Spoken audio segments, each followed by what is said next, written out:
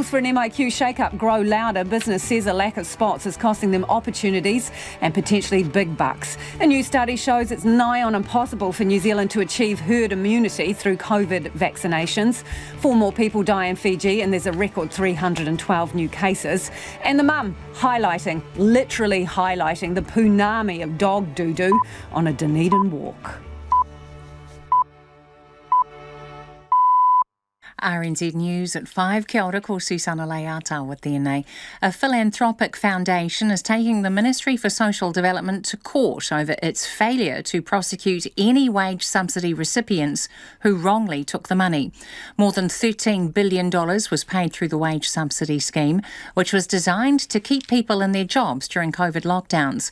Grant Nelson of the Gamma Foundation says many businesses which did not need the money took it, and MSD should be prosecuting them for not returning it. He's concerned that failing to recover the money could mean important government social and environmental projects will not be able to get underway. MSD says its investigations are continuing and a number of cases are being considered for civil proceedings or criminal prosecutions. There's more on this story soon on Checkpoint.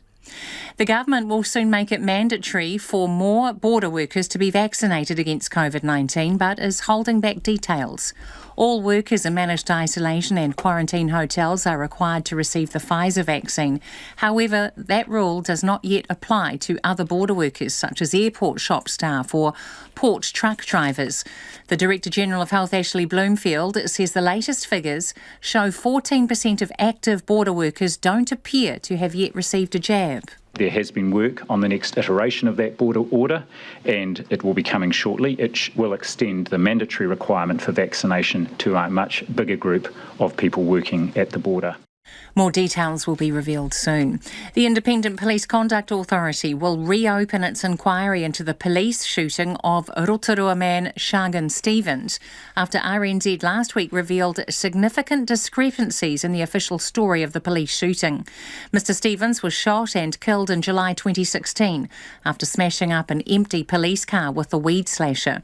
The 35-year-old Māori man was on electronically monitored bail when he was shot. Despite this, the police bail checked Mr Stephens 64 times in the 5 weeks leading up to the shooting, including 15 times between 11pm and 6am. The IPCA says the review will be completed by the end of October. The Māori Party says there's clearly a broken culture at Oranga Tamariki residences and the Minister needs to act now. A video emerged yesterday which showed a child being tackled, restrained and held in a headlock by staff at an Oranga Tamariki care facility. The Children's Minister Calvin Davis says a ministerial review panel is due to report back soon, but the Māori Party's Debbie Ngarewa-Packer says that's not fast enough. I want to know, are there other tamariki at risk? Because get them out and put them in touch with their whānau and their hapura and their iwi now. The review is going to take too long if this is what's happening today. The police are investigating and Oranga Tamariki's acting chief executive says a number of staff have been stood down. The Prime Minister says proposed water reforms will lower bills and improve services for ratepayers. It's proposed the current water systems, managed by 67 different councils, are merged into 4 mega entities governed by an independently appointed board. Jacinda Ardern says ratepayers around the country stand to benefit. Look, with the plans that we've released today, it shows clearly that our proposals for water management will produce lower bills for ratepayers and better services. And I think there are a number of councils that recognise that and are really positive about the proposals. Jacinda Ardern says there is broad support from local government. A 23-year-old man is on the run after escaping corrections custody in Auckland this afternoon. Te Ariki Polgrain has known links to the Killer Bees gang and is thought to still be wearing handcuffs. Katie Doyle reports. Polgrain was at a medical facility in Grafton when he escaped from custody at 1:30 this afternoon. He is considered dangerous and police say he should not be approached. In a statement, Corrections Regional Commissioner Lynette Cave says Polgrain is likely to be charged with escaping custody. She says a full operational review into the incident will be carried out. Anyone who sees Polgrain should phone 111 immediately. It's 5:04. The ASB Classic Tennis Tournament has been cancelled for a second straight year. The men's and women's tournament, traditionally held in January in Auckland, will not go ahead in 2022 due to COVID-19 restrictions. Tennis Auckland Board Chairman Simon Vanini says current immigration and quarantine requirements mean the event is not feasible. Closed borders and the ability to bring players, their teams and officials into New Zealand. That's around about 250 people we need to bring in for our 2-week tournament, and ultimately we just couldn't get comfort around bringing all those people in January, and that's the key reason we've had to make the decision we've made. Simon Vanini says he's confident the tournament will be back in Auckland in 2023. England football manager Gareth Southgate is wary of his players getting swept up in the excitement surrounding his side after England beat Germany 2-0 in the last 16 of the European Championship. English fans are starting to dream of their side winning its first major trophy since the 1966 World Cup. Southgate says his players have to make sure they're in the right headspace for the quarter-final against Ukraine. It's a dangerous moment for us. We'll have that warmth of success and the feeling, around the country that we've only got to turn up to win the thing, and we know it's going to be an immense challenge from here on. Ukraine booked their place with England by beating Sweden 2-1. That's the news. Residents in the wake of the storm. We're not going to win the best street competition today. There's a fair old bit of material on the road. Wellington bus driver on thin ice. The bus driver then said, "Oi, what are you doing here?" And then pulled over to the side or the next bus stop and just told her to get off, like tipped her off the bus. And a drop of whiskey to get through. We were -12 early May, and then we got up to probably +5 in the afternoon. Our extreme temperature is very good for maturing whiskey. Issues in the cold light of day. Morning Report weekdays from 6 on RNZ National. The short forecast from Met Service to midnight tomorrow. Taranaki across to Taupo and Bay of Plenty northwards, fine with morning frosts. A few showers developing about eastern Northland late tomorrow afternoon. Gisborne and Hawke's Bay cloudy with showers about the coast spreading inland early tomorrow. Showers becoming confined to north of Gisborne City later tomorrow, then becoming fine elsewhere. Whanganui to Wellington and Wairarapa including Taihape. Cloudy, isolated showers clearing tomorrow morning, becoming fine. Marlborough south of Blenheim, also North Canterbury and Christchurch, a few showers clearing early tomorrow, then fine weather. For the remainder of Marlborough and Canterbury, also Nelson, Buller, Westland and Otago, excluding Dunedin, fine with morning frosts. Dunedin, Southland and Fiordland, cloudy periods with a few showers, clearing Southland and Dunedin overnight. Chatham Islands, cloudy periods and a few showers. RNZ National at 5:07. Kia ora rā, Susanna. Tēnā koutou katoa, no mai haere mai ki Checkpoint I tēnei rā, ko Lisa Owen tēnei. Tonight we can reveal the Ministry for Social Development is being taken to court over claims it failed to take action against companies collecting the COVID wage subsidy when they didn't qualify or didn't need it. More than $13 billion was paid through the subsidy scheme, which was designed to keep people in their jobs during COVID lockdowns. But since receiving the cash, many companies have gone on to post significant profits, prompting concerns around who really benefited from the millions handed out. Ane te kairi poata, Anita Blake-Person. Grant and Marilyn Nelson run the Gamma Foundation, and they've given away more than $50 million to charitable causes over the past 25 years. But during that time, they've seen the gap between the rich and the poor grow, and it's only become worse since COVID. Clearly, many people have benefited from the wage subsidy. At the other end of the scale, there are a lot of people who have been finding it very difficult to live because their incomes were cut back. They had extra costs. That has been the situation, and it's certainly not improving. Grant Nelson's been investigating the wage subsidy scheme for more than a year after becoming concerned about the potential for abuse of the system. Having now seen an Auditor-General report criticising inadequate checks and zero prosecutions, he's now taking matters into his own hands and is seeking a judicial review. What we want is the court to require the Ministry of Social Development to, well, basically just do their job properly and to prosecute anyone who has wrongly obtained or retained that wage subsidy. But figuring out whether companies should retain their wage subsidies isn't always clear-cut. Skyline Enterprises, which owns Christchurch Casino and runs multiple tourism outfits across the country, received around $8 million in wage subsidies and $500,000 in funding for strategic tourism assets. It laid off around 500 staff over the past year, but some have since been brought back on. Chief Executive Jeff McDonald says they've recorded profits of more than $70 million, but don't intend to pay back the wage subsidy. You could ask that question, in fact, to every single business that supplies to this point that's received the wage subsidy, are you going to give it back? I mean, it was made available by the government to support us through an incredibly difficult time that is yet to conclude. And we see that there's going to be disruption on the horizon, and winter will finish in a month or so. Who knows how that will be with the way the bubble's operating. And then we're going to face lean, tough months again. So, we need the support to survive. He says they met all the criteria to receive the subsidy, but they're not convinced they're out of the COVID woods. It's been very valuable to enable us to get from the position we were in with the staffing we had and to grow back and build back. It's been a real roller coaster ride, and if you look even at what's happened this week, we thought we were going to be able to pick up and get up and running and make the most of the winter, and now we've got the bubble closed again and we're facing further challenges. So, at this stage, no, we don't have a plan to pay it back. Overall, across the country, more than $72 million of wage subsidies has been returned to the government, and MSD has resolved nearly 5,000 allegations of misuse.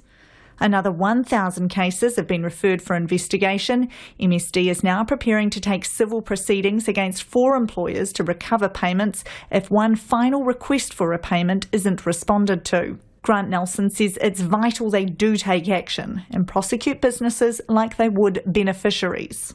The more money people who already have a lot of money get, the better the ability they have to influence government decisions. That has been the pattern over quite a long time.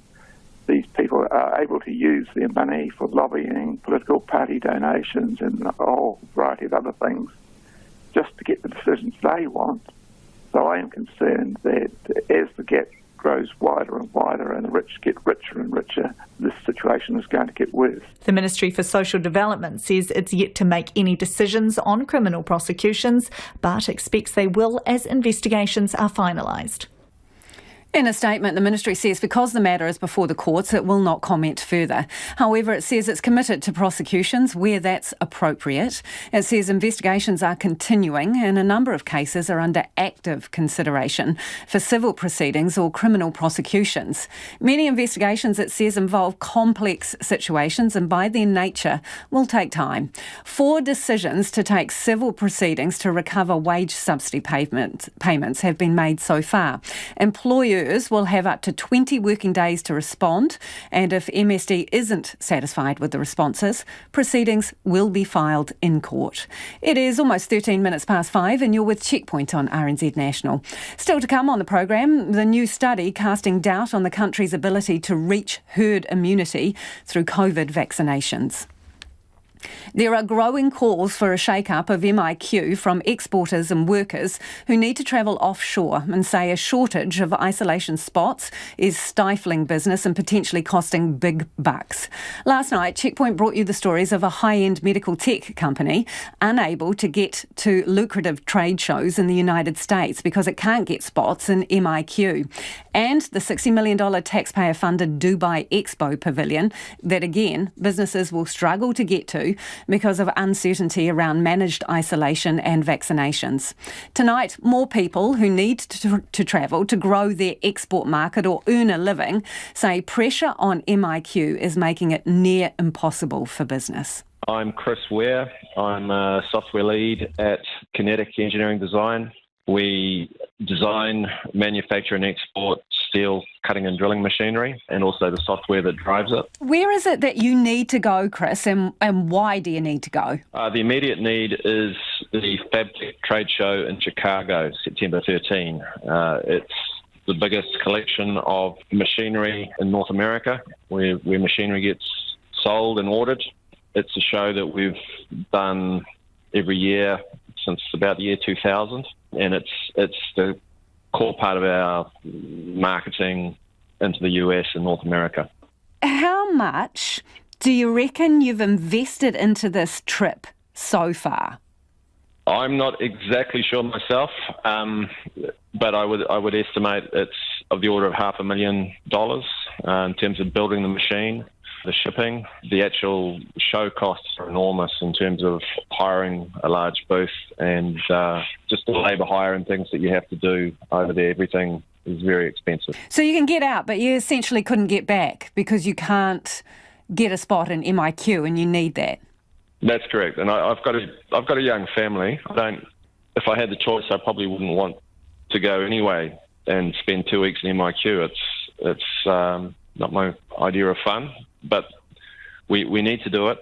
Yeah. So how much of a difference does going to these trade shows make to your bottom line?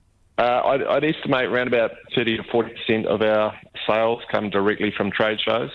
Reputationally, we certainly make quite a big splash at these shows. Our machines are fairly spectacular and quite noisy, so they draw a crowd.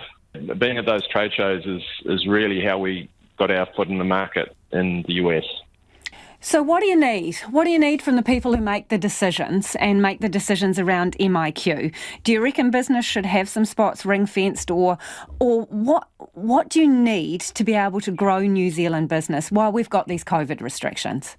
We need somewhere where we can apply, whether it's ring fencing or whatever it is, I don't know, but there needs to be somewhere where you can apply with a degree of confidence that you will end up with somewhere at the end of it, even if we had to pay more. It's just, at the moment, it's a lottery and it is just too much at stake. At this point in time, I have no idea whether this trade show machine is going to be functioning, whether we're going to be over there. It's all up in the air, and if you've been to the MIQ website, you just see a calendar of crosses for every day. And I've been to that website a large number of times, and it hasn't changed. And no MIQ is money down the gurgler for you guys. That's right. It's a huge effort to get this machine ready. We're really busting ourselves to get it there on time. Even just organising the shipping is difficult, as you probably know. And it might all be for naught if we can't get there. And Chris Ware is not alone. Hi, I'm Richard Gladwell. I'm an international sailing journalist that lives in New Zealand. I'm accredited for Tokyo, and it's going to be my third Olympics. So, Richard, from your point of view, you obviously need to get back to the Olympics. You would accept that you're kind of looking for a spot a little later than other people, but that's because you were waiting for the host country to approve your accommodation. Now, when you look at the MIQ website, what do you see on the days that you would like to travel back? Well, every day from basically now through to the end of October, they're all taken.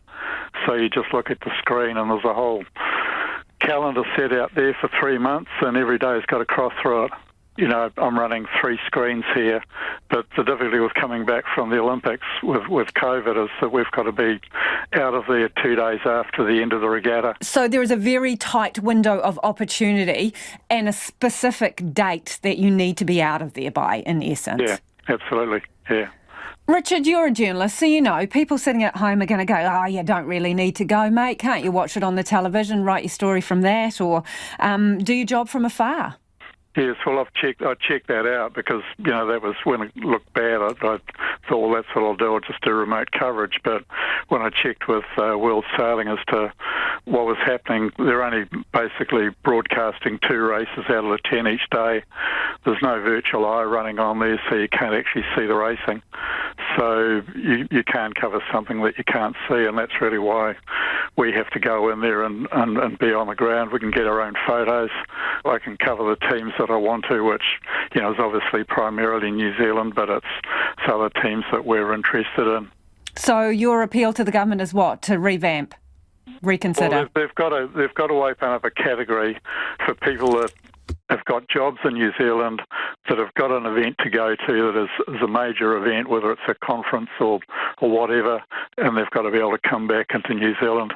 And to be honest, I think they've now got to start looking at what happens with, you know, self-isolation, particularly for people that are immunised. And if they came in and they only did 3 days in a hotel, then self-isolated at home, had to wear bracelets and all this sort of thing, that's absolutely fine. So I think they've got to start looking at things on a case-by-case basis, saying what is the risk, rather than have this system set up that just as soon as you go in there, it just says no. Richard Gladwell there, and ASB Tennis Classic has also fallen foul of MIQ too, and we'll have more on this after 6. Homai o whakaro, nō reira anei nā kaupapa mō te hōtaka nei. The wage subsidy is what I'd like to hear from you on. Should MSD take action against companies who got the wage subsidy when they shouldn't have and if they didn't need it? Also on MIQ, how hard is it to get a spot and plan ahead, particularly if you're a business? What's your experience? Text us on 2101, tweet us at Checkpoint RNZ or flick us an email. The address is checkpoints@rnz.co.nz. 4 more people have died as Fiji recorded 312 new COVID-19 cases in the latest daily update given by health authorities. Fiji's health ministry says the 4 deaths were 2 women and 2 men, all in the capital Suva. None of them had been fully vaccinated against COVID-19. RNZ Pacific's Christine Ravoy reports. Epidemiologist Michael Baker says he fears Fiji is going backwards in their fight against the COVID-19 pandemic. Professor Baker from the University of Otago says the figures coming out of Suva are a concern. He says the COVID outbreak on Fiji's main island of Viti Levu is straining the country's health control measures. One of the real worries is that when you exceed the capacity of the health system to manage this ill people start dying from quite preventable causes. I mean, obviously some people are seriously ill and it will be hard to look after them even with the best intensive care. Fiji has more than 3,000 COVID-positive people in isolation with more than 20 deaths reported, 19 since April. Our correspondent in Suva, Lithe Movono, says the situation is dire. With death toll now increasing and our daily caseload going well past the 3 digits and our daily positivity rate now well past what the World Health Organization says is high or indicative of an out-of-control pandemic. Fiji's government continues to rule out enforcing a national lockdown, saying it would cripple the economy and impact Fijian jobs. The opposition National Federation Party leader, Biman Prasad, says the government must change its strategy. This government, is still working on a strategy of hope and prayer that something will happen and things will get better. What we've been saying very clearly, and this has been said by a lot of the opposition political leaders, and there's widespread support in our view for a change in strategy, which means that, you've got to have some kind of lockdown. Professor Michael Baker says the region is seeing an outbreak of the more infectious Delta variant and more cases of the virus are expected, unfortunately. Then you start to see people dying through lack of oxygen and basic nursing care, and that's when you see a lot more unnecessary deaths. So normally at this point you would be really wanting to intervene to flatten the curve, even if you couldn't eliminate transmission of the virus, just to keep the disease burden manageable. So that, I think, is a real threat for countries like Fiji at the moment. Fiji's government is prioritising vaccination in its response to the outbreak. Around a third of the population of 900,000 have had at least their first dose of the vaccine, while 20,000 have received both jabs. It's 23 minutes past 5. Kia mau tonu mai. You're listening to Checkpoint on RNZ National. Albert Street business owners are seeing red after being offered $2,000 worth of business advice as they struggle to survive. They're trading alongside the $4.4 billion City Rail Link project behind huge walls, in some cases hidden from public view. Our reporter Nick Trubridge and cameraman Nick Munro have the story. It's an insult to the local businesses. That's Alex Law's verdict on CRL's latest attempt to help Albert Street businesses struggling to make money as the project makes a mess of their central Auckland street. For years, as he's watched customers disappear from his photographic shop just off Albert Street, Mr Law has been one of a chorus of local businesses demanding compensation for the disruption caused by the project. We need money to help us pay the rent. Customers not coming here because they're not coming. It's no matter how much they spend, 20,000 on promotion, 200,000 on promotion. People are not coming. You hear the noise. It's going to get worse. For now, with no compensation on the horizon, Mr. Law and his neighbours are being offered up to $2,000 a year in social media marketing, business innovation and counselling. And they're not impressed. Noise like this is just one thing businesses are having to put up with constantly. They say it's driving customers away. And they say a $2,000 offer for help is a slap in the face. Mr. Law's neighbour is Roma Bloom's florist co-owner Shobana Ranchoji. She says the small business support program was offered to her about 2 weeks ago. It's an anger that you would never feel of people not listening, the anger of just being lost and people not understanding. Adding insult to injury, Miss Ranchoji says CRL's contractor had told her the $2,000 worth of support could be used to assist in winding a business up. So for us to help close our doors, to shut it once and for all. Erdal Demaray is busy cooking for what's left of his lunch service at Midnight Cafe, which is just off Albert Street. I mean, as you can see, nobody hear anything and just give us a lot of stress. As usual, no customers, As for the $2,000 package offered up to help businesses survive CRL works that won't cease until late 2023. It's a joke, like coffee money probably, not enough for anything. Heart of the City's Viv Beck says the business support program is separate to the sorely sought compensation, but isn't surprised it hasn't gone down well with everyone. For somebody who's fighting for the survival, I can imagine it seems like a slap in the face. That's, like giving someone a cup of coffee when they need something way more than a cup of coffee. So I can understand that people are upset by that. I think they are genuinely two separate things, and I would hope that there are some people that might be able to have support that they might need and that would be really valued. In a statement, a CRL spokesman told Checkpoint the program, developed with the K Road Business Association and Heart of the City support, was not designed to offer support to wind up businesses. He says it offers an independent external engagement specialist who works closely with business owners to provide services such as business continuity planning, social media, digital marketing and support with events. Meanwhile, Transport Minister Michael Wood says he and officials continue to consider a Heart of the City compensation fund of $50 million.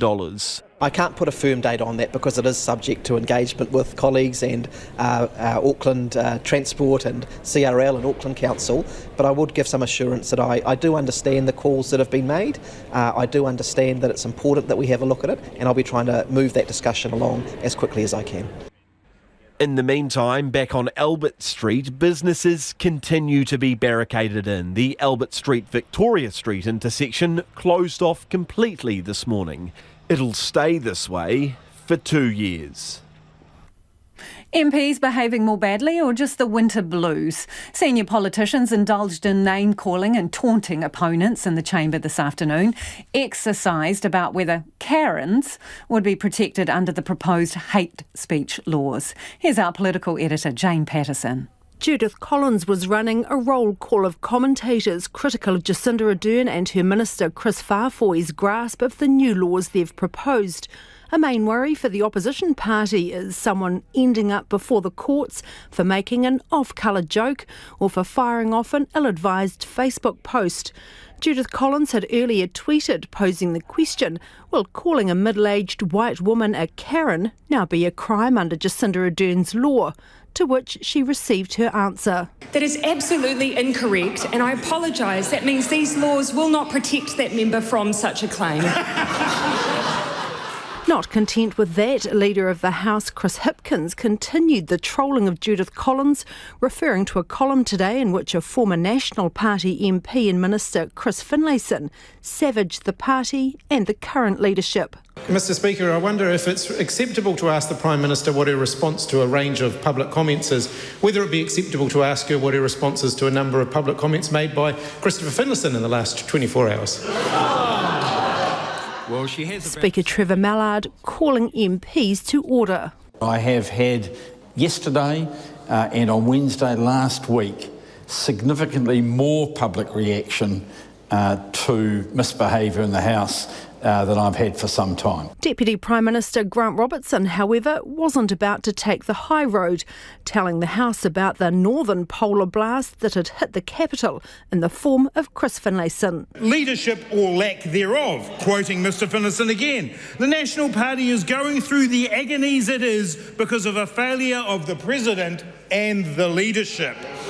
Mr Speaker, it's Chris Finlayson's empathy that I've really missed around here. Afterwards, ACT leader David Seymour said there was sometimes a bit of fun in the House that occasionally crossed the line, but it's much preferable to the alternatives. Well, there's other systems of government such as that used in Pyongyang and Beijing. There's a lot less humour there, but I think on balance our system's better. Senior Labour Minister Andrew Little says Parliament's a place where ideas are vigorously contested. You hope that this is a place where, even though there are differences of opinion, and quite acute differences of opinion, particularly on things like hate speech, that we are still able to engage maturely and respectfully, sometimes humorously, but always respectfully. And maybe it's something to do with the long winter days. It is the middle of the year, it's dark in the morning, it's dark at night, then everybody is looking forward to a lengthy recess to recharge their batteries and recover a bit of equilibrium as well. But look, this is a place where people look at behaviours and expect us to be examples, and we should be trying to do that. The ACT Party gets the last word, issuing a media statement in the name of MP Karen Chor, calling on the Prime Minister to say whether New Zealand's Karens will be deemed a protected group. Would erasing the Karens of this country by carelessly merging them with the nation's Judiths amount to hate speech? If the Prime Minister can't give an answer, Karen Chor says she should apologise to every Karen from the Cape to the Bluff.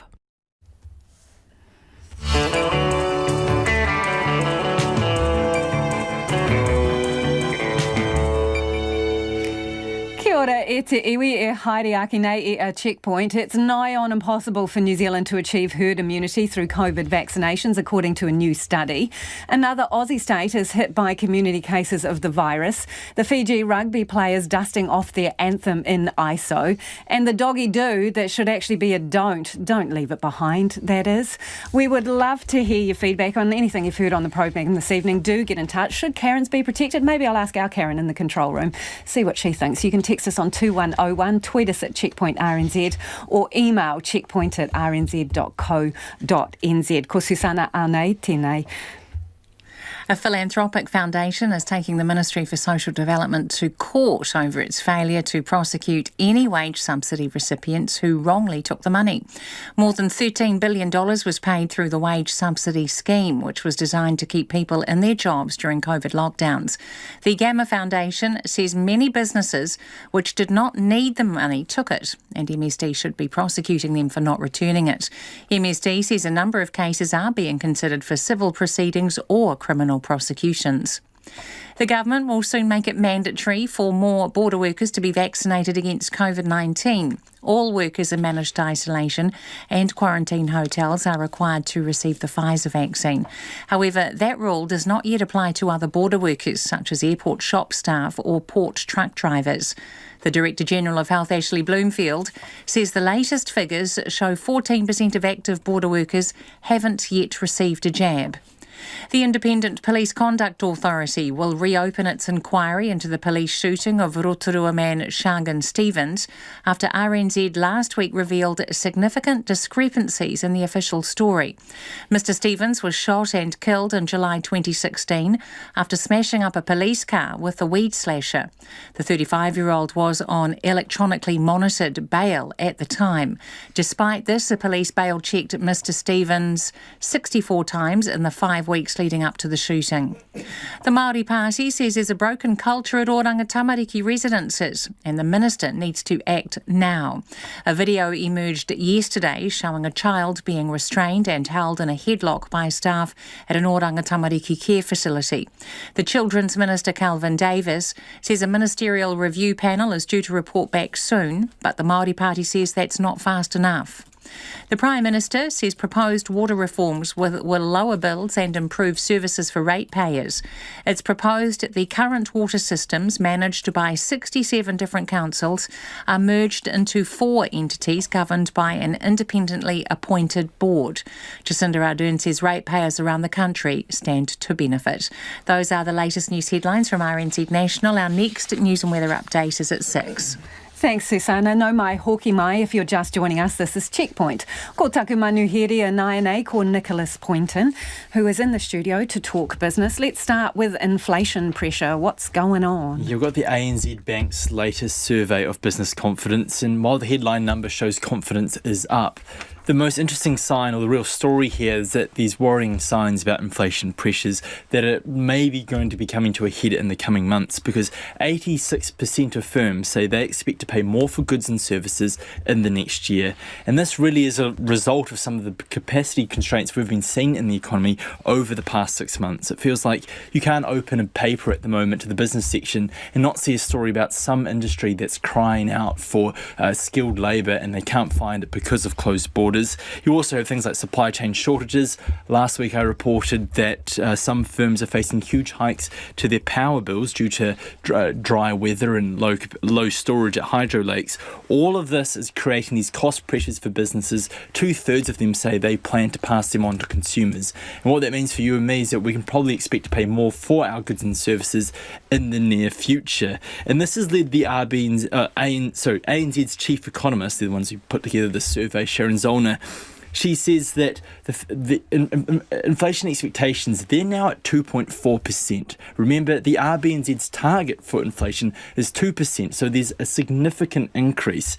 And she's now saying that it's time to start turning off the tap of the monetary stimulus we've been seeing over the past year, which has really been pumping a lot of cheap credit and all around our economy. And look, she says that if we don't move on this quickly, the RBNZ's current forecast is that we're going to raise interest rates towards the middle of next year. If we don't do it soon enough, we can probably expect a much more severe rates hike, and the impact will be felt a lot more severely by a lot of people.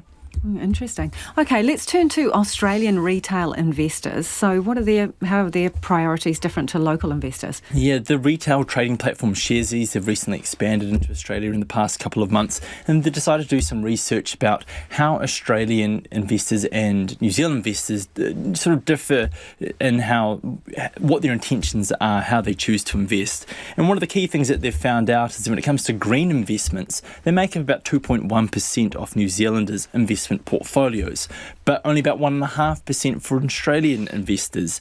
And when I spoke to the company's CEO about why this may be, he sort of outlined a couple of reasons. First of all is that he was of the view that there tends to be a lot more critical coverage of big institutional investors that put their money into businesses that are bad for the environment, things like the oil and gas industry, plastics, these sorts of things, and also those firms that invest in things that may lead to bad social outcomes. So New Zealanders are more discerning when they choose where to put their money? Well, that's what appears to be the case from this research. The other factor is that in Australia, they have a lot of listed companies that are involved in mining. It's a big part of their economy. So there is a degree of exposure to those sorts of firms that we don't necessarily have here in New Zealand. But, differences aside, one of the key similarities to come out of this data is that both Australians and New Zealand investors have both been pumping a lot of money into some of those stocks over the past year that rose to cult status. I'm thinking of GameStop and AMC Theatres. And when I spoke to the Sharesies CEO about this, is he concerned that people putting their money into companies that don't necessarily have the best fundamentals. They say that, look, they put up flags about this sort of stuff, they notify people about the risks, but at the end of the day, it's up to people to choose how they invest their own money. And what numbers do you bring from the market? Well, the NZX is up 15 points to 12,655. The dollar is at 69.9 US cents and 93 Australian. Thanks, Nicholas. Nicholas Poynton with Business News. It's virtually impossible for New Zealand to achieve herd immunity against COVID through vaccination alone, according to a new study. The modelling from Te Punaha Matatini also looks at what could happen if we throw open the borders before everyone who can be is vaccinated. COVID-19 modelling expert and the director of the Research Centre, Professor Sean Hendy, explains the levels of vaccination we need to get widespread protection. For the Delta variant, that's probably somewhere in the 90% mark, maybe up towards 100%. So to combat the Delta variant, which is the variant that we're seeing emerge as the dominant variant around the world, we're really going to need very high coverage. So when you talk about those numbers, the high 90s, potentially up to 100%, you're talking about the entire population, not just people who are over the age of 15? Yeah, no, that's right. That's a population-wide number. So it's not something that we can necessarily just achieve by vaccinating the adult population. I mean, the good news is we can use a combination. We don't need to just entirely rely on the vaccine. We could continue to use masks. We can continue to use our QR codes to scan in, and that could actually put us in that population immunity zone as well, provided we're prepared to mix in these other measures with the vaccine. But to be totally honest with ourselves, Sean, herd immunity via vaccination alone is basically unachievable, isn't it, here in New Zealand? Look, it does seem that way, and I mean this is not just New Zealand. This is going to be a global problem with the Delta variant. We're seeing Delta cases pick up in the UK, which is one of the countries that has at the moment one of the highest vaccination rates in the world. So we know that that even there with very high vaccination rates, Delta is still growing. So this is going to be a global problem. And yeah, look, it's not going to go away. The vaccine's not going to be a silver bullet that takes us back in time to 2019. If we look at throwing open the border with high vaccination rates, but no other measures to curb infections, what would happen in terms of deaths and hospitalisations? Yeah, we would still have a very significant outbreak here if up until we hit that population immunity threshold, or at least get very close. If we completely open the border, that will open us up to the possibility of a really significant outbreak. I don't think anyone would consider that. We would want to use other measures to control it, but it would be significant. It is important to remember, the vaccine has a couple of effects. It's known to be very effective at reducing severe disease. It doesn't necessarily prevent everybody who's had it from getting the disease, although it will prevent some people entirely from getting the disease. And so that still means there's the possibility for spread. And it does mean that there'll be a small number of people, therefore, who potentially have severe health consequences. So when you modelled the Delta strain, right, because, the World Health Organisation is telling us that is going to be the dominant strain. That's the one that we're going to be seeing. So let's work with that one. When you modelled the Delta strain and you say the border is open and worst case scenario, what are we looking at here in terms of fatalities? What your graph is telling us is thousands, isn't it? Yeah, potentially. If we opened up without hitting that population immunity threshold, if we didn't use other measures, then yeah, we still have the possibility of thousands of deaths. It wouldn't be as bad as if we hadn't vaccinated. Vaccination certainly will save lives, but we'd still have a significant health impact here in New Zealand. And to be clear, the deaths would also be among those people who had been fully immunised. Yeah, there would be some people who do suffer severe consequences. The vaccine is very good. In fact, it's one of the best vaccines that we've developed globally. But it's still, there will still be some people who are vaccinated. The vaccine doesn't produce a sufficiently strong immune response, and they would still remain vulnerable. That is always the same. Vaccines always have that mixed effect. They don't work on everyone, and that's why the population immunity threshold is usually so important. It's because once we hit that, actually we're protecting everybody else at that point. And so the fact that it doesn't work on some people, or that some people don't choose to use it, has less of an impact. The modelling assumes that we let unvaccinated people into the country. I mean, why would we do that?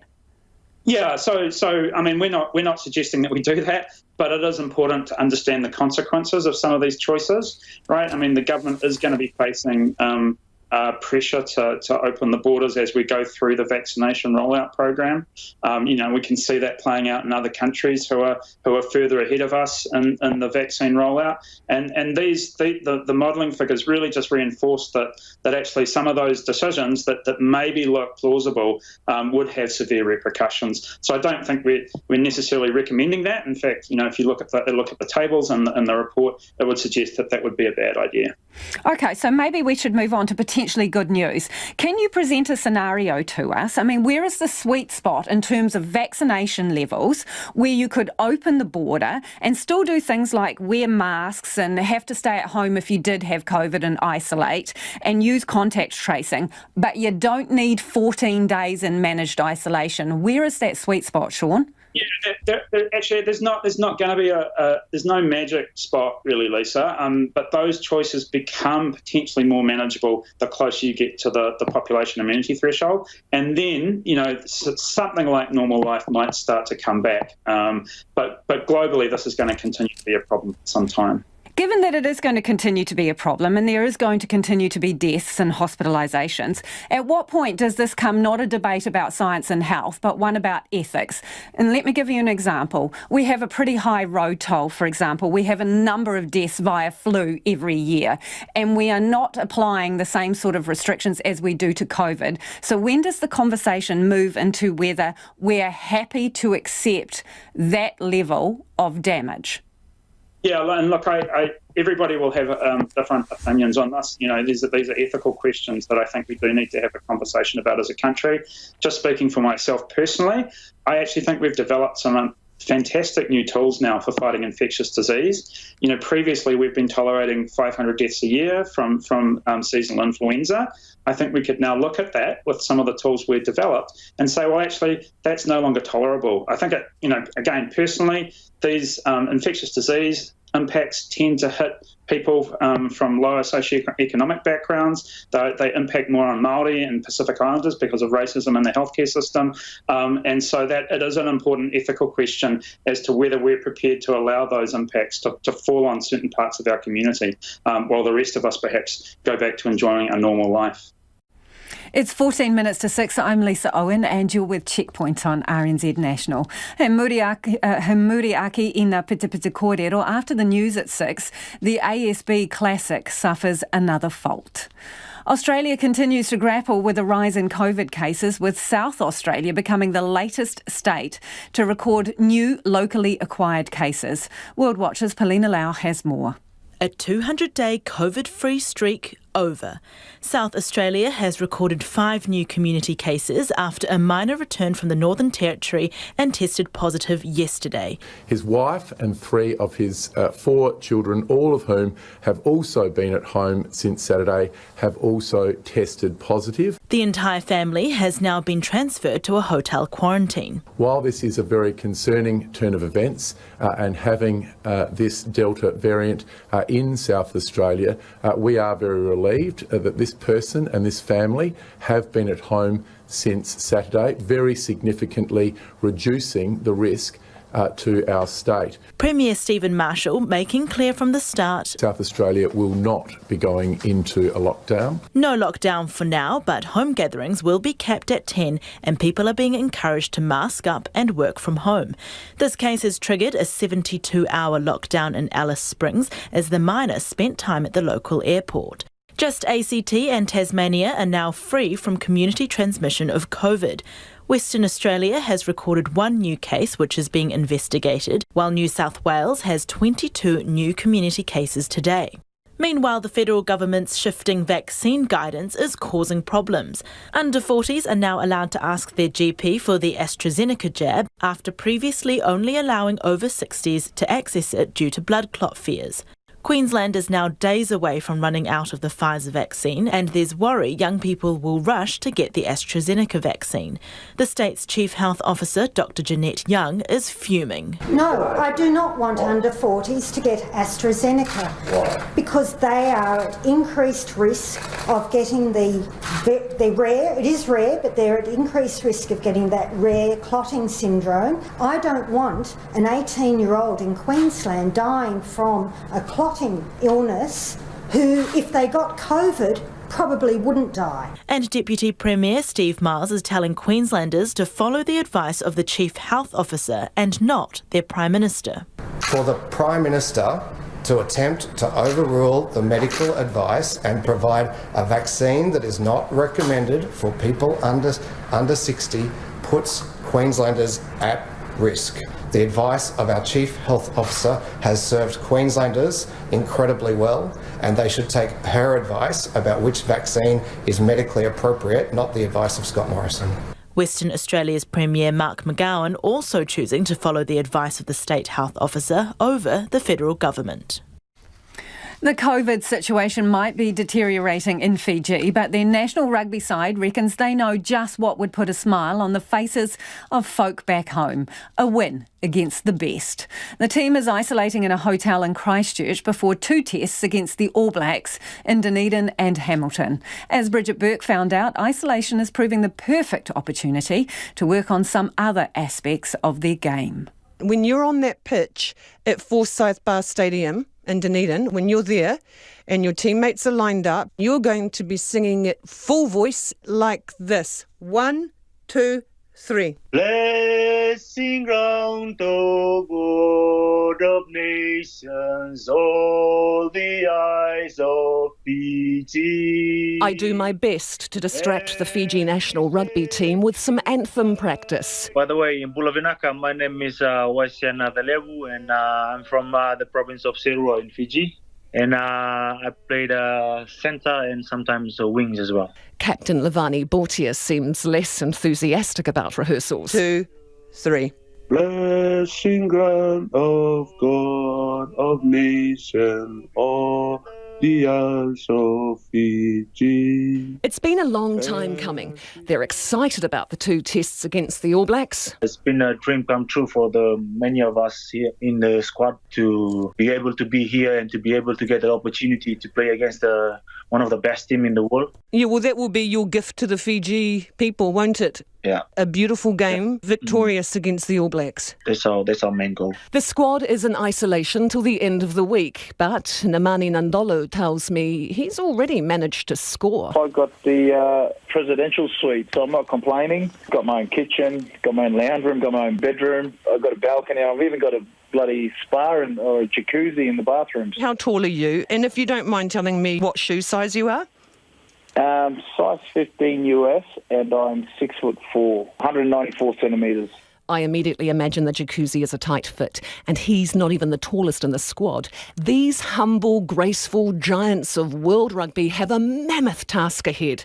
But with COVID infections rising daily in their beloved island nation, their thoughts are not so much of the home side, but of home. It's heartbreaking, I guess, to see our people go through what they're going through at the moment, particularly Fiji being such a small country and also probably not having the, the facilities and stuff to cater for this virus. So to see the cases rising. So sad and so emotional at the same time.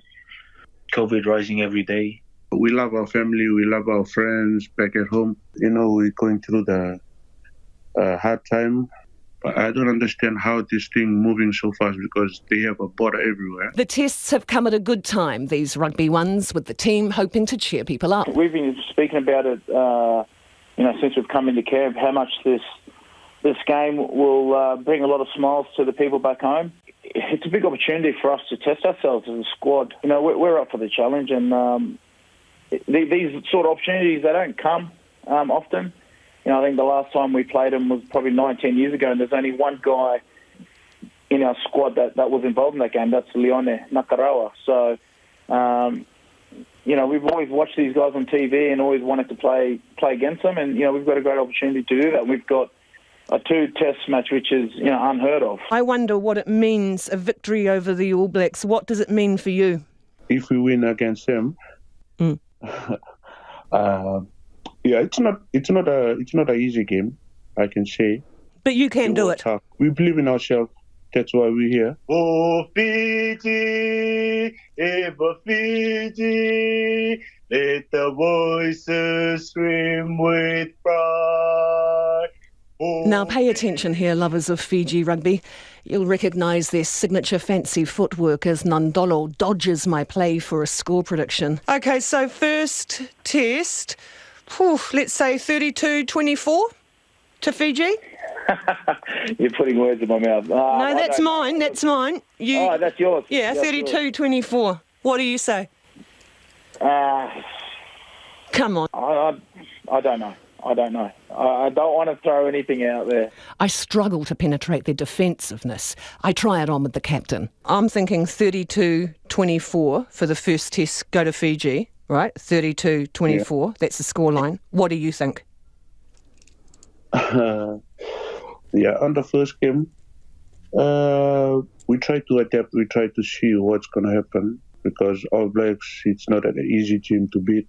You have to encourage yourself. You have to be motivated well. You have to train well. Everything you have to be prepared when you play against them.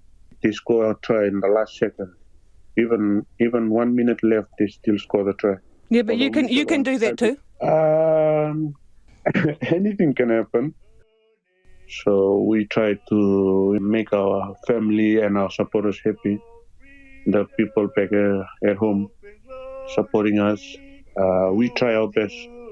And if they play as powerfully as they sing, I might have the score just about right.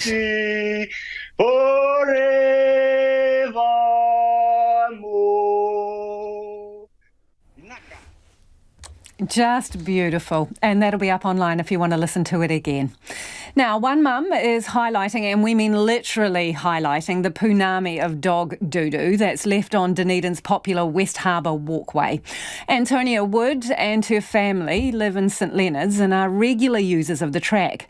But she's had enough of scraping dog faeces off her young kids, their shoes, her shoes, the car, and so on, because it's a minefield of discarded droppings out there.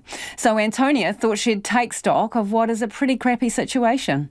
We use the walkway a lot for family walks and bike rides, and I go running down there, and we just noticed a lot of dog poo on the walkway and on the side of the walkway and in the picnic areas on the side of the walkway. We wondered what we could do about it. We bought some water-soluble high-vis spray paint and decided to spray paint the poo so that other people would see them and not stand in them like we'd been doing. Antonia, hold on just a second. So you bought some spray paint, and in order to kind of show how bad the problem was, you sprayed every dog poo along the trail that you could see? Well, we did until our brand new can of spray paint ran out after 500 metres.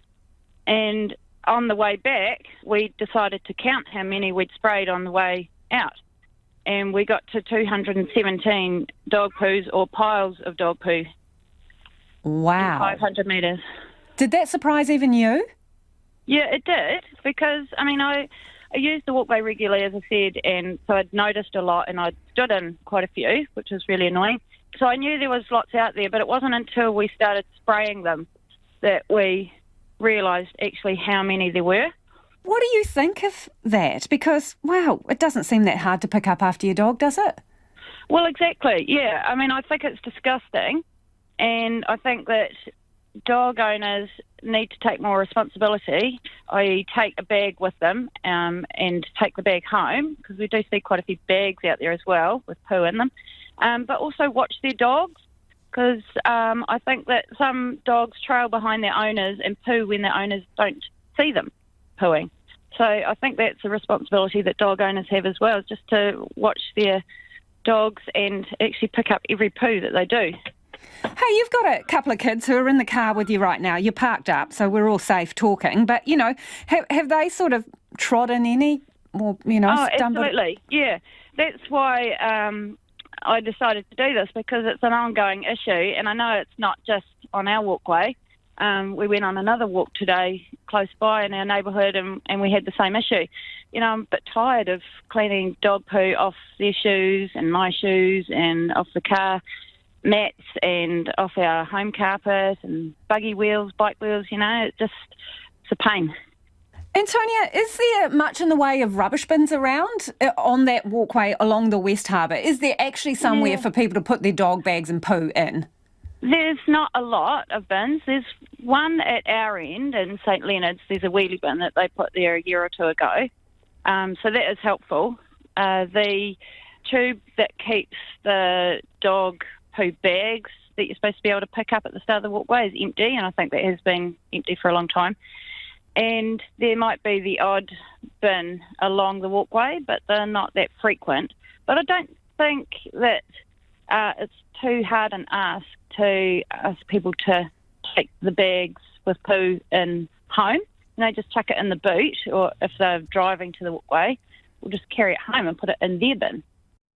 And that was Antonia Woods, He Naho Tēnā. That's an interesting one. Let me know what the situation is in your neighbourhood, any problem spots in your area. Just to recap there, she was saying 217 dog poos within 500 metres. That's pretty epic and rather filthy. Are people picking it up in your area? And, well, how do we make sure they do? Let us know your thoughts. Text us on 2101, tweet us at Checkpoint RNZ. On MIQ for Business, some strong thoughts here. Chris says, what about one MIQ hotel set aside for business people with spots that can be applied for? Another person says, I work for... Well, we'll get to that one after the news. RNZ News at 6. Ngā mihi nui ko Susana Leata with DNA. A philanthropic foundation is taking the Ministry for Social Development to court over its failure to prosecute any wage subsidy recipients who wrongly took the money. More than $13 billion was paid through the wage subsidy scheme, which was designed to keep people in their jobs during COVID lockdowns. Grant Nelson of the Gamma Foundation says many businesses which did not need the money took it, and the Ministry should be prosecuting them for not returning it. What we want is the court to require the Ministry of Social Development to, well, basically just do their job properly and to prosecute anyone who has wrongly obtained or retained that wage subsidy. The Ministry for Social Development says it's committed to prosecutions where appropriate, and a number of cases are under consideration for legal action. Just 10% of first COVID-19 vaccine doses have gone to Māori, despite Māori making up almost 17% of New Zealanders. As of midnight last night, more than 700,000 people have received their first jab, and about 450,000 have received two. The COVID-19 Minister, Chris Hipkins, says Māori are underrepresented in part because they are underrepresented in the health workforce. We do need to see those numbers increasing for Māori, and that will certainly be a focus as we get into groups 3 and 4. Chris Hipkins says everybody in Group 3 who is enrolled with a GP should receive an invitation to book their vaccination by July the 23rd. The Independent Police Conduct Authority will reopen its inquiry into the police shooting of Rotorua man Shargin Stephens. The move comes after RNZ last week revealed significant discrepancies in the official story of the police shooting. Gail Nespiner reports. Mr Stephens was shot and killed in July 2016 after smashing up an empty police car with a weed slasher. The 35-year-old Māori man was on electronically monitored bail when he was shot. Despite this, the police bail-checked him 64 times in the 5 weeks leading up to the shooting, including 15 times between 11 p.m. and 6 a.m. The IPCA says its review of the case will be completed by the end of October. Last week, a coroner put an interim ban on the media reporting new evidence put before the inquest into Stephens' death. MPs were reminded of the need to behave themselves after Parliament descended into talking about whether Karens would be protected under the proposed hate speech laws. The exchange occurred between the Prime Minister and Opposition Leader Judith Collins in question time. Ms Collins had earlier tweeted, posing the question, will calling a middle-aged white woman a Karen now be a crime under Jacinda Ardern's law? Ms Ardern provided her with an answer. That is absolutely incorrect, and I apologise. That means these laws will not protect that member from such a claim. Jacinda Ardern subsequently reminded the House the hate speech laws were the result of a serious and tragic event. An expert in belief systems says New Zealanders need to exercise more critical thinking when it comes to fake news. A survey by the Chief Censor's Office released today has found half the respondents have at least one belief based on misinformation, and 1 in 5 hold at least 3 such beliefs. University of Waikato epistemologist, Associate Professor Tracy Bowell, says there are many ways people can protect themselves from misinformation. Try to be curious.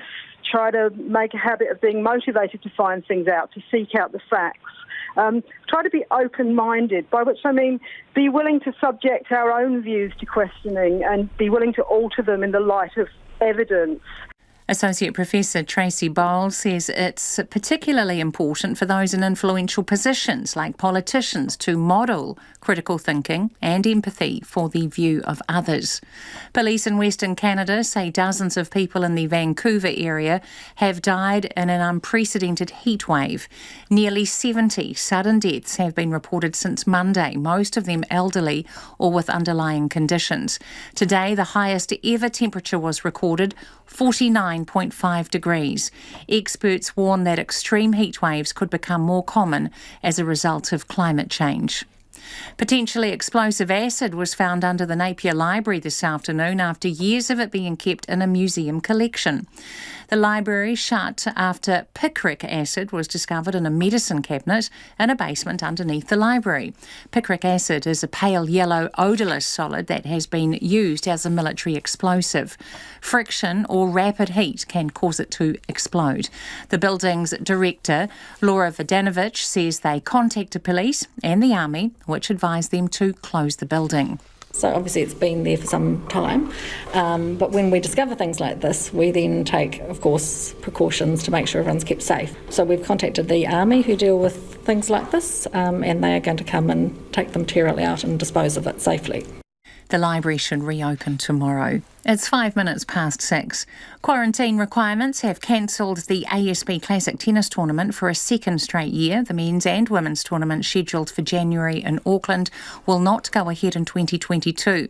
Tennis Auckland Board Chair Simon Vanini says organisers weren't able to secure enough MIQ spots to get the more than 250 international players and staff into New Zealand for the event. Meanwhile, Serena Williams' latest attempt for a record-equalling 24th Grand Slam singles title has been ended by injury. Williams retired with a leg injury suffered in her first round match at Wimbledon against Belarusian Alexandra Sasnovich. The condition of the courts has come under scrutiny this week, and Sasnovich says she's also struggled. It was very slippery. I fell as well. When she did the angle, I couldn't run because it was so slippery. But okay, it's same for everyone. Veteran Black Caps batsman Ross Taylor concedes he's unlikely to play T20 internationals again. Taylor is back in Auckland in quarantine following the side's Test Championship success. The 37-year-old was dropped from the T20 side last summer and doubts he'll make the side for October's World Cup in the UAE. No, I think the team's pretty settled in the 2020 side, and there's a lot of cricket to be played before and after that. So no, I don't see the team changing much, in the near future. That's the news. We are here to empower Pacifica disabled people simply through information. This week on Champions of the Pacific, a former Tongan rugby international making a difference in Ōtautahi's Pacifica community. Check us out at rnz.co.nz under the Pacific tab, or download us wherever you get your podcasts. Or listen in to Champions of the Pacific, Wednesday nights at 9:40 on RNZ National. Now the short forecast from Met Service to midnight tomorrow. Taranaki across to Taupo and Bay of Plenty northwards, fine with morning frosts. A few showers developing about eastern Northland late tomorrow afternoon. Gisborne and Hawke's Bay cloudy with showers about the coast, spreading inland early tomorrow. Showers becoming confined to north of Gisborne City later tomorrow and becoming fine elsewhere. Whanganui to Wellington and Wairarapa including Taihape. Cloudy with isolated showers, clearing tomorrow morning and becoming fine. Marlborough south of Blenheim, also North Canterbury and Christchurch, a few showers, clearing early tomorrow, then fine weather. For the remainder of Marlborough and Canterbury, also Nelson, Buller, Westland and Otago, excluding Dunedin, fine with morning frosts. Dunedin, Southland and Fiordland, cloudy periods with a few showers, clearing Southland and Dunedin overnight. Chatham Islands, cloudy periods and a few showers. RNZ National, it's 8.5 past 6. Thanks, Susanna. No mai hoki mai. This is Checkpoint, ko Lisa Owen tēnei. A number of councils are already criticising the government's freshly minted new plans for water. A major overhaul of the country's water systems has been unveiled with the aim of stopping household water bills skyrocketing. It's proposing merging dozens of council-controlled patches into 4 mega entities. But it's left a bad taste in the mouth of some mayors, as our political reporter Annika Smith reports. New Zealand's drinking water systems went under the microscope in 2016 when thousands of Havelock North residents fell ill from a gastroenteritis outbreak in its local water supply. Local woman Viv Blake remembers it well. It was scary. It was. And my daughter rang me because she was at kindy. She'd heard first and said not to drink the water. Yeah, it was scary. More than 5,000 people got sick that August, and official inquiries estimated the outbreak was responsible for up to 4 deaths. Business owner Monique Blunden says it hit the community hard. We were one of the lucky families, none of us got sick. My parents were overseas, so they didn't get sick. We were okay. But yeah, I do know it affected a lot of people, and certainly businesses. Yeah, it was a rough time. The Three Waters system announced today would take control of drinking, waste and stormwater out of local hands, that is 67 different councils, and into 4 regional entities. Auckland and Northland are grouped together, while Waikato, Bay of Plenty, Taranaki and the Upper Manawatu, Whanganui region make up the second entity. Nelson Tasman is incorporated into the eastern and lower parts of the North Island group, while the rest of the South Island is the 4th entity. The government says the Three Waters system will remain in public ownership and be governed by an independently appointed board. With up to $185 billion needing to be pumped into water infrastructure over the next 30 years, local government minister Nanaia Mahuta says the case for change is a compelling one. Since the 2016 Havelock North contamination event, we still have communities that operate on an intermittent boiled water notice that are affected by wastewater or stormwater going into oceans. We still have communities where burst water pipes disrupt their daily life. Modelling suggests without reform, the average household bill for water services, not water charges, could be between $1,900 and $9,000 by 2051. Ms Mahuta says Three Waters would bring bills down to between $800 and $1,600. Prime Minister Jacinda Ardern says ratepayers will be the real winners. Look, with the plans that we've released today, it shows clearly that our proposals for water management will produce lower bills for ratepayers and better services. And I think there are a number of councils that recognise that and are really positive about the proposals. She says there is broad support from local government, but not everyone is on board. Whangarei District Council has already opted out, and the mayor of the country's biggest metropolitan area, Tamaki Makaurau, has serious concerns. Phil Goff says water reforms are needed, but the current proposal won't benefit Aucklanders. What's going to happen on this model is that while Auckland will have put in 92% of the assets and it covers more than 90% of the population, we'll have far less than half of the control over the new entity. He also worries the new water entities would be vulnerable to privatisation. Regardless of what protections this government might put in place, there is no way that this government can stop a future government from privatising those assets that Aucklanders as a whole have invested in over many, many years. So it's a no from Auckland's mayor, but what do ratepayers think? Yeah, I think it's a sensible idea, I think, to sort of take something that's quite fragmented and try and consolidate and get some benefits for water users in New Zealand. Water performance has been pretty poor lately. If this improves things in that perspective, great. Do I want to be charged more for it? No. But if overall it means improving our infrastructure and it's more efficient, then all for it. No, I don't agree with it. I think they should certainly reduce the number, but large areas like Auckland should be independent and running their own system, and we have a good system at the moment. Each of the 67 councils have until December to opt out of the proposed water reforms. Oranga Tamariki's own minister believes a video showing a child being assaulted in one of its facilities is a symbol of a broken system. A number of staff have been stood down since a whistleblower released the video to news website Newsroom. The police have now been called in to investigate. Jamie Tahana reports. An admission from the Children's Minister before a select committee at Parliament. I think we can all agree over the past few years that it's obvious that Oranga Tamariki are failing to live up to their new name. And today I'm not here to defend the indefensible. Oranga Tamariki has made some serious mistakes and there's no hiding away from them. Calvin Davis referring to the latest incident, a video showing a child being tackled, restrained and held in a headlock by a worker at an Oranga Tamariki care facility. And today, the condemnation continued to pour in, thick and fast. The Prime Minister, Jacinda Ardern. I thought it was totally unacceptable. Māori Party co-leader, Debbie Ngarewa-Packer. Are our tamariki safe in Oranga Tamariki? And so far, as we've seen, it's been rotten to the core. Alongside Calvin Davis at the Select Committee was Oranga Tamariki's acting chief executive, Sir Wera Gardner. He says a number of things kicked into gear as soon as the video came to his attention. I initiated a protocol that we have with the police called the Children Protection Protocol, which means that the police come in and investigate the incident because there appeared to be an excessive violence. And I also stood down a number of staff and we immediately found a social worker to go and talk with the child at the centre of the video to check that the child was all right. Tā Wera wouldn't say just how many staff have been stood down, citing legal reasons.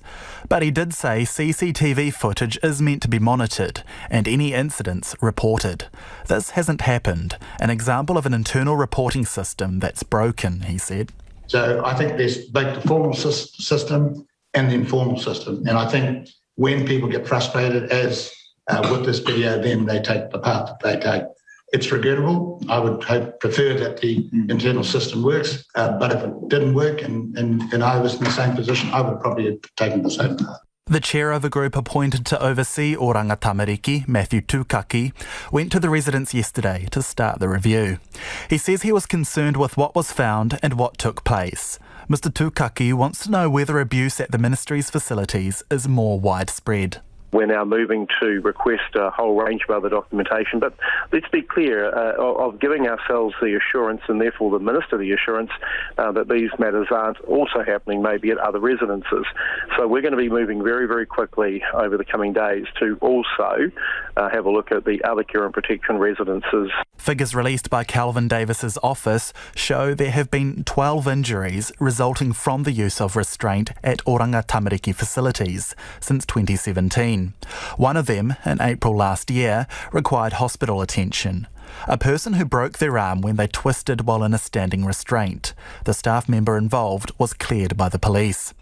Calvin Davis says it's clear the state care system is broken and its power needs to be devolved. Yes, mistakes have been made.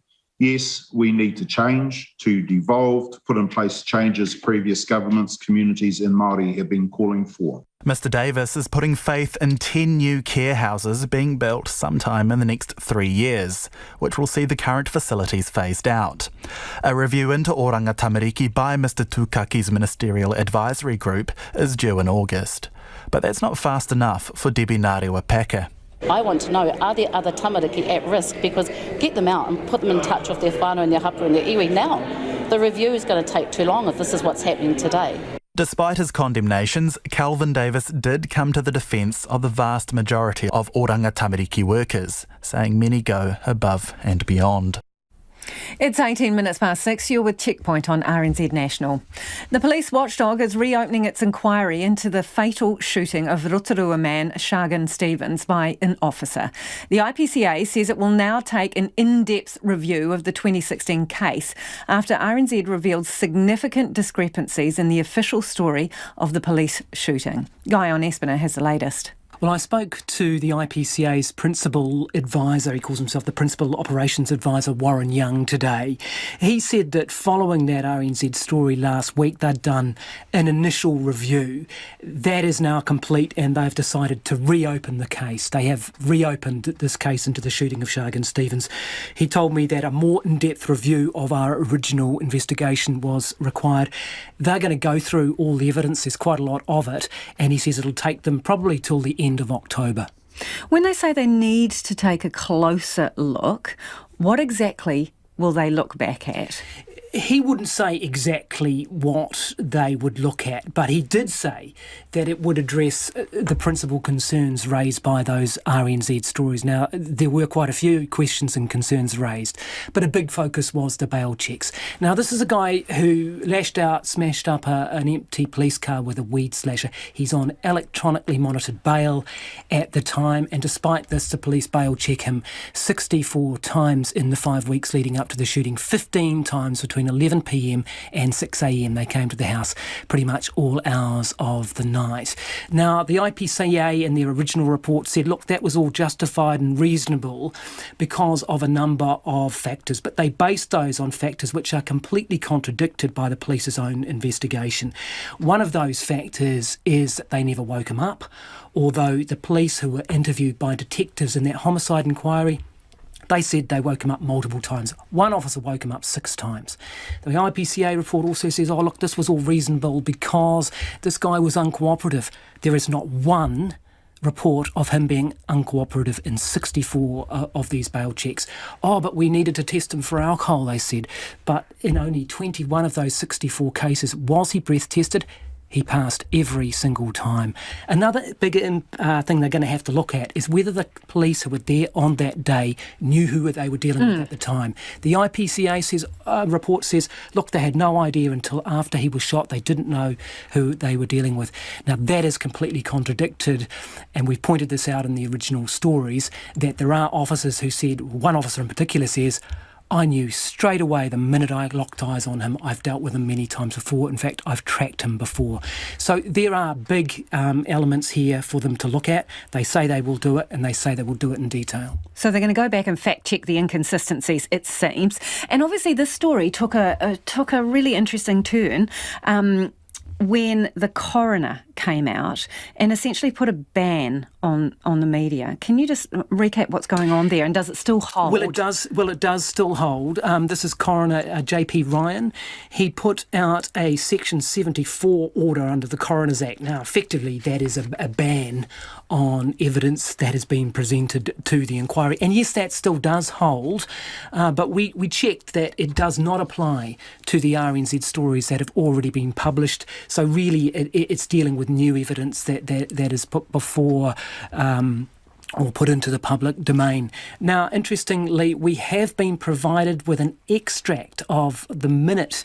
Now, I don't want to use the technical language, but he put out a minute which sets out his reasons for doing this, why he wanted to ban or prohibit publication of certain factors. We've got that minute now. We've got an extract from that, but we're not allowed to tell you what it says because that minute itself is subject to that non-publication order. I should say, to be fair to him, it's an interim order, so it ain't going to last forever, but we don't know when it's going to be lifted, and that ban on new evidence being made public still continues. And that was Guy on Espiner. Now, if you want to catch up on those stories and read the backstory, you can still read them online at RNZ because they're outside the limits of that interim order. So I urge you to go onto the RNZ website. 2% of New Zealanders believe the March 15 mosque shootings were faked, and 9% don't believe the COVID-19 virus is real. Those are just two of the findings from a survey released today by the Census Office. Ruth Hill reports. As Auckland went into lockdown for the second time last August, the rumours spread faster than the virus itself. Pacifica community leader Pakilau Mana-Silua says in the tight-knit community of South Auckland, the family at the centre of the outbreak were quickly identified. False stories about them started circulating on social media. They were treated almost as pariahs, I guess, in the community, and a lot of blame, and there was a lot of, hate messages put out to this family, I believe, back then. I think the impact on them, because they would have seen it on the media, it would have been hard, and I can imagine that they would have felt under a lot of pressure. Mr. Lewis says people now know conspiracy theories are generally disdained, but in some ways that's just driven them underground.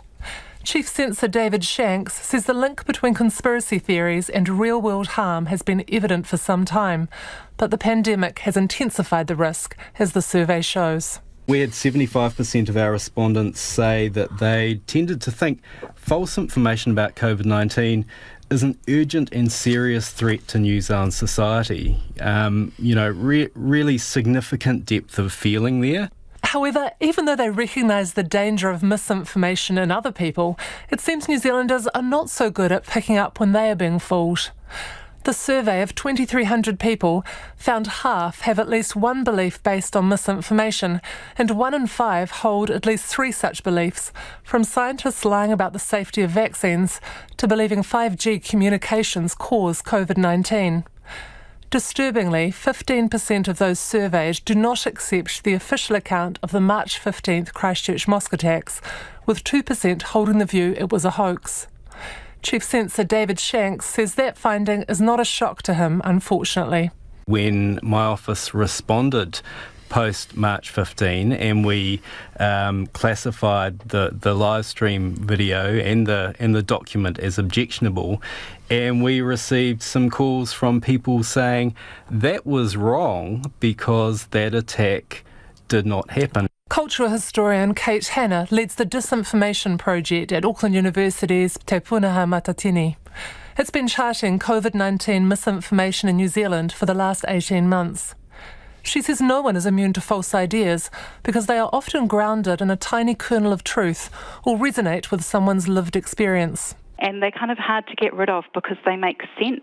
As humans, we are looking for stories to help us make sense of our existence and our purpose. And when these stories are providing such sort of sticky, resonant narratives, people fit into them really quickly. Kate Hanna finds cause for optimism in the finding that 84% of those surveyed recognise misinformation as a problem and want the government, news media, scientists and social media companies to take action. However, Massey University journalism lecturer Jagadish Thacker warns a top-down approach won't work. The more the government gets involved with the regulation, the more these kind of groups or conspiracy-oriented individuals will go underground or find another social media channel, to spread that. So I think maybe a part for the government and the social media channels as well, but my emphasis would be let's keep people more educated in trying to identify misinformation. Chief Censor David Shanks says he's not advocating an expansion of the role of his office to introduce sanctions for everyone peddling dumb ideas. It's okay for there to be a range of views. I think in some respects that's a healthy indicator, but you need to get below that in terms of actually what are the beliefs that might have a real harm or impact on the individual or their community. The experts agree. It's up to all of us to be a bit sceptical and to think before we hit the share button online. The ASB Classic Tennis Tournament has been scrapped for the second year in a row. Tournament organisers say they couldn't get enough places in MIQ for the 250 athletes, officials and staff that needed to fly into Auckland. Tennis Auckland Chairman Simon Vanini told Felicity Reid that the event simply wasn't feasible. Tennis is a bit different to team sports where all of the players who come to the ASB Classic, half of them will be out on day one. So it's quite a different experience than bringing a whole team of players who might be here for a couple of test matches or something like that. The good thing is we got a really clear message around what the criteria were and our ability to meet the criteria, and that's really all we wanted. We needed some certainty around that because that was one of the key issues that was outside of our control.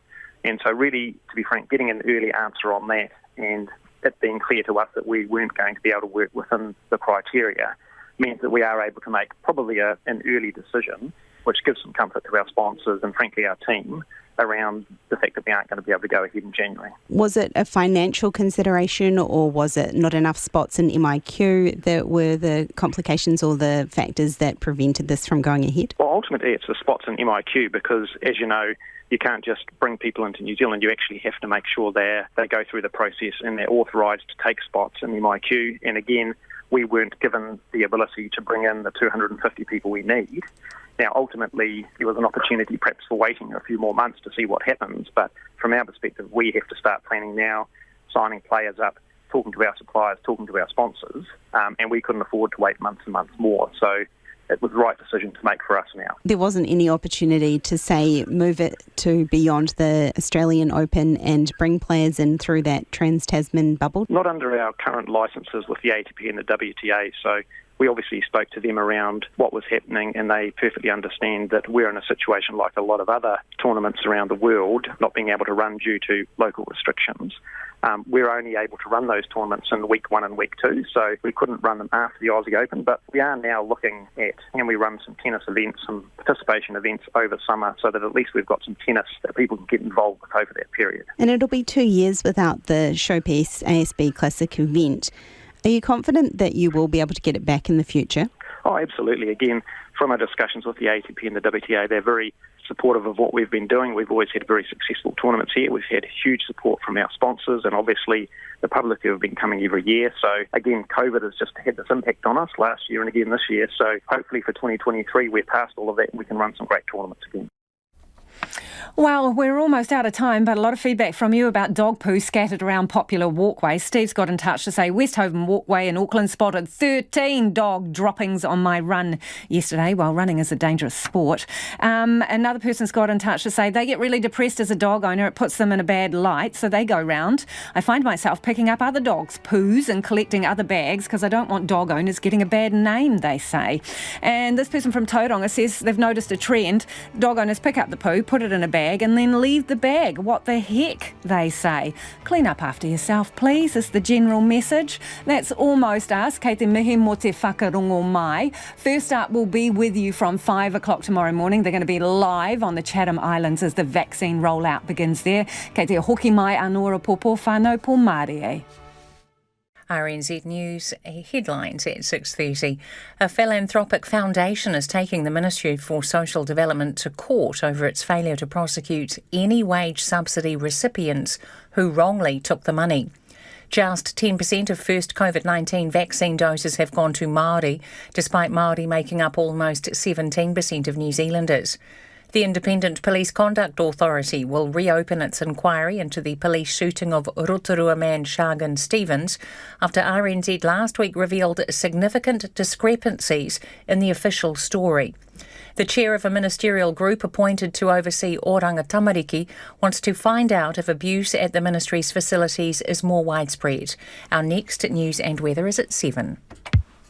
Take the pulse of the day's news every weeknight at 10. No, they don't use pigs anymore because the big problem that they had was that the female pig, once she got it in her mouth, you couldn't get the truffle out. Lately with me, Karen Hayes, your late night eye on the latest headlines and the people who are making them. Yes. No, I can do with a whiskey tonight after the fairly extreme temperatures. Might have a little nightcap to be the world of good, actually. Up to date if you're up late. Lately with Karen Hay every weeknight from 10 on RNZ National. Kia ora, Karen, and I'm Brian Crump, getting ready for another night on RNZ National, which kicks off after the news at 7. My first guest is Helen Roberts. She'll be talking about the financial vulnerability of older New Zealanders. Now, if you own 1 or 2 or 3 or 4 homes, you're probably fine. If you don't, yes, you are rather vulnerable. And Helen will talk about that after the news at 7. And I guess along similar lines, financial literacy. If you don't know how to prepare for retirement or how to save, then again, you're more vulnerable. But that is something maybe you can do something about. In this half hour later on, another report on the inner workings of Parliament. First off, the detail goes west.